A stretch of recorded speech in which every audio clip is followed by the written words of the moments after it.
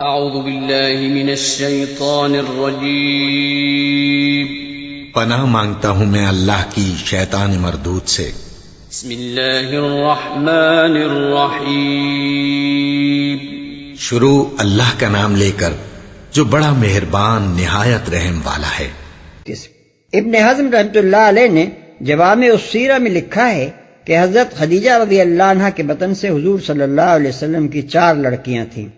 سب سے بڑی حضرت زینب رضی اللہ عنہا، ان سے چھوٹی رقیہ رضی اللہ عنہا، ان سے چھوٹی فاطمہ رضی اللہ عنہا اور ان سے چھوٹی ام کلثوم رضی اللہ عنہا۔ صفحہ 38 اور 39۔ طبری، ابن سعد، ابو جعفر محمد بن حبیب صاحب الکتاب المباحر اور ابن عبد البر صاحب کتاب الاستیاب مستند حوالوں سے بیان کرتے ہیں کہ نبی صلی اللہ علیہ وسلم سے پہلے حضرت خدیجہ رضی اللہ عنہا کے 2 شوہر گزر چکے تھے۔ ایک ابو حالہ تمیمی جس سے ان کے ہاں ہند بن ابو حالہ پیدا ہوئے، دوسرے عتیق بن عائض مخزومی جس سے ان کے ہاں ایک لڑکی ہند نامی پیدا ہوئی۔ اس کے بعد ان کا نکاح حضور صلی اللہ علیہ وسلم سے ہوا، اور تمام علماء انساب متفق ہیں کہ آپ صلی اللہ علیہ وسلم کے صلب سے ان کے ہاں وہ 4 صاحبزادیاں پیدا ہوئیں جن کے نام اس سے پہلے آپ سن چکے ہیں۔ ملاحظہ ہو طبری جلد 2 صفحہ 411، طبقات ابن سعد جلد 8 صفحہ 14 تا 16، کتاب المبحرس صفحہ 78، 79 اور 452،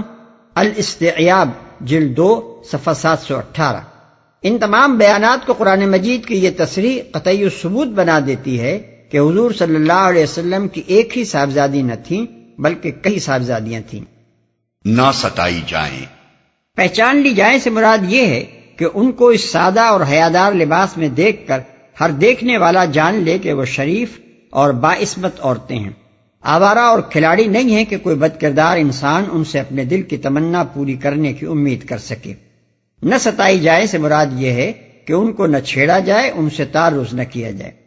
اس مقام پر ذرا ٹھہر کر یہ سمجھنے کی کوشش کیجئے کہ قرآن کا یہ حکم اور وہ مقصد حکم جو اللہ تعالیٰ نے خود بیان کر دیا ہے، اسلامی قانون معاشرت کی کیا روح ظاہر کر رہا ہے۔ اس سے پہلے سورہ نور آیت 31 میں یہ ہدایت گزر چکی ہے کہ عورتیں اپنی آرائش و زیبائش کو فلاں فلاں قسم کے مردوں اور عورتوں کے سوا کسی کے سامنے ظاہر نہ کریں، اور زمین پر پاؤں مارتی ہوئی بھی نہ چلیں کہ لوگوں کو اس زینت کا علم ہو جو انہوں نے چھپا رکھی ہے۔ اس حکم کے ساتھ اگر سورہ احزاب کی اس آیت کو ملا کر پڑھا جائے تو صاف معلوم ہو جاتا ہے کہ یہاں چادر اوڑھنے کا جو حکم ارشاد ہوا ہے اس کا منشا اجنبیوں سے زینت چھپانا ہی ہے، اور ظاہر ہے کہ یہ منشا اسی صورت میں پورا ہو سکتا ہے جبکہ چادر بجائے خود سادہ ہو، ورنہ ایک مزین اور جاذب نظر کپڑا لپیٹ لینے سے تو یہ منشا الٹا اور فوت ہو جائے گا۔ اس پر مزید یہ کہ اللہ تعالیٰ صرف چادر لپیٹ کر زینت چھپانے ہی کا حکم نہیں دے رہا ہے بلکہ یہ بھی فرما رہا ہے کہ عورتیں چادر کا ایک حصہ اپنے اوپر سے لٹکا لیا کریں۔ کوئی معقول آدمی اس ارشاد کا مطلب اس کے سوا کچھ نہیں لے سکتا کہ اس سے مقصود گھونگھٹ ڈالنا ہے تاکہ جسم و لباس کی زینت چھپنے کے ساتھ ساتھ چہرہ بھی چھپ جائے۔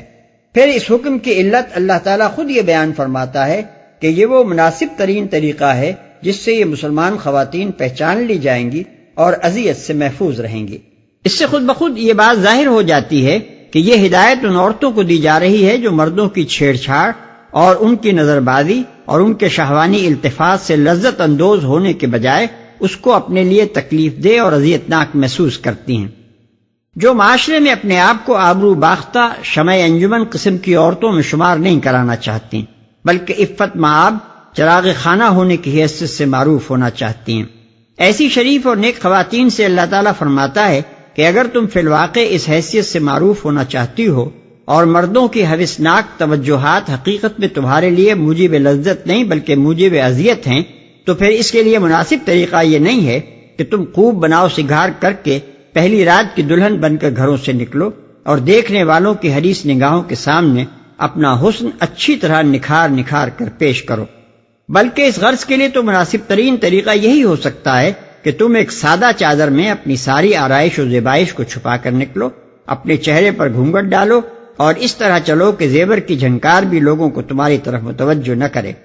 جو عورت باہر نکلنے سے پہلے بنٹھن کر تیار ہوتی ہے اور اس وقت تک گھر سے قدم نہیں نکالتی جب تک کہ 7 سنگھار نہ کر لے، اس کی غرض اس کے سوا آخر اور کیا ہو سکتی ہے کہ وہ دنیا بھر کے مردوں کے لیے اپنے آپ کو جنت نگاہ بنانا چاہتی ہے اور انہیں خود دعوت التفات دیتی ہے، اس کے بعد اگر وہ یہ کہتی ہے کہ دیکھنے والوں کی بھوکی نگاہیں اسے تکلیف دیتی ہیں،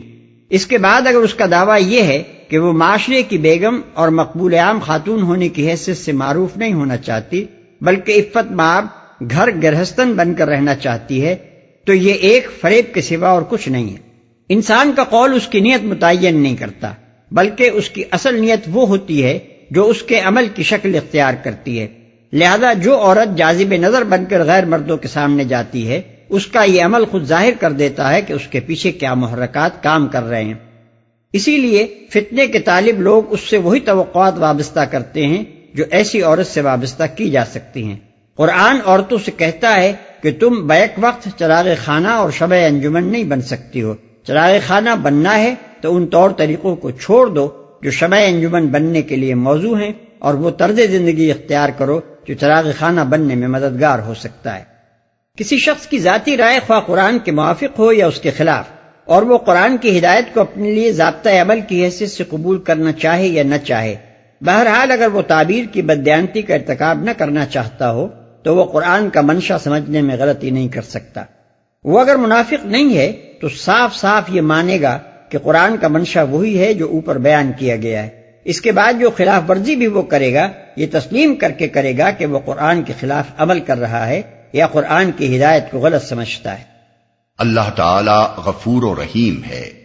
یعنی پہلے جاہلیت کی حالت میں جو غلطیاں کی جاتی رہی ہیں اللہ اپنی مہربانی سے ان کو معاف کر دے گا، بشرطے کہ اب صاف صاف ہدایت مل جانے کے بعد تم اپنے طرز عمل کی اصلاح کر لو اور جان بوجھ کر اس کی خلاف ورزی نہ کرو۔ یا نساء النبی لستن کأحد من النساء ان اتقیتن فلا تخضعن بالقول فيطمع الذي في قلبه مرض وقلن قولا معروفا۔ نبی کی بیویوں، تم عام عورتوں کی طرح نہیں ہو۔ اگر تم اللہ سے ڈرنے والی ہو تو دبی زبان سے بات نہ کیا کرو کہ دل کی خرابی کا مبتلا کوئی شخص لالچ میں پڑ جائے، بلکہ صاف سیدھی بات کرو، عام عورتوں کی طرح نہیں ہو۔ یہاں سے آخر پیراگراف تک کی آیات وہ ہیں جن سے اسلام میں پردے کے احکام کا آغاز ہوا ہے۔ ان آیات میں خطاب نبی صلی اللہ علیہ وسلم کی بیویوں سے کیا گیا ہے، مگر مقصود تمام مسلمان گھروں میں ان اصلاحات کو نافذ کرنا ہے۔ ازواج مطہرات کو مخاطب کرنے کی غرض صرف یہ ہے کہ جب نبی صلی اللہ علیہ وسلم کے گھر سے اس پاکیزہ طرز زندگی کی ابتدا ہوگی تو باقی سارے مسلمان گھرانوں کی خواتین خود اس کی تقلید کریں گی، کیونکہ یہی گھر ان کے لیے نمونے کی حیثیت رکھتا تھا۔ بعض لوگ صرف اس بنیاد پر کہ ان آیات کا خطاب نبی صلی اللہ علیہ وسلم کی ازواج مطہرات سے ہے یہ دعویٰ کر بیٹھتے ہیں کہ یہ احکام انہی کے لیے خاص ہیں، لیکن آگے ان آیات میں جو کچھ فرمایا گیا ہے اسے پڑھ کر دیکھ لیجئے۔ کون سی بات ایسی ہے جو حضور صلی اللہ علیہ وسلم کے ازواج کے لیے خاص ہو اور باقی مسلمان عورتوں کے لیے مطلوب نہ ہو؟ کیا اللہ تعالیٰ کا منشا یہی ہو سکتا تھا کہ صرف ازواج مطہرات ہی گندگی سے پاک ہوں اور وہی اللہ اور رسول کی اطاعت کریں اور وہی نمازیں پڑھیں اور زکوٰۃ دیں؟ اگر یہ منشا نہیں ہو سکتا تو پھر گھروں میں چین سے بیٹھنے اور تبرج جاہلیت سے پرہیز کرنے اور غیر مردوں کے ساتھ دبی زبان سے بات نہ کرنے کا حکم ان کے لیے کیسے خاص ہو سکتا ہے، اور باقی مسلمان عورتیں اس سے مستثنیٰ کیسے ہو سکتی ہیں؟ کیا کوئی معقول دلیل ایسی ہے جس کی بنا پر ایک ہی سلسلہ کلام کے مجموعی احکام میں سے بعض کو عام اور بعض کو خاص قرار دیا جائے؟ رہا یہ فقرہ کہ تم عام عورتوں کی طرح نہیں ہو تو اس سے بھی یہ مطلب نہیں نکلتا کہ عام عورتوں کو تو بن ٹھن کر نکلنا چاہیے اور غیر مردوں سے خوب لگاوٹ کی باتیں کرنی چاہیے۔ البتہ تم ایسا طرز عمل اختیار نہ کرو، بلکہ اس کے برعکس یہ طرز کلام کچھ اس طرح کا ہے جیسے ایک شریف آدمی اپنے بچے سے کہتا ہے کہ تم بازاری بچوں کی طرح نہیں ہو، تمہیں گالی نہ بکنی چاہیے۔ اس سے کوئی عقل مند آدمی بھی کہنے والے کا یہ مدعا اخذ نہ کرے گا کہ وہ صرف اپنے بچے کے لیے گالیاں بکنے کو برا سمجھتا ہے اور دوسرے بچوں میں یہ عیب موجود رہے تو اسے اس پر کوئی اعتراض نہیں ہے۔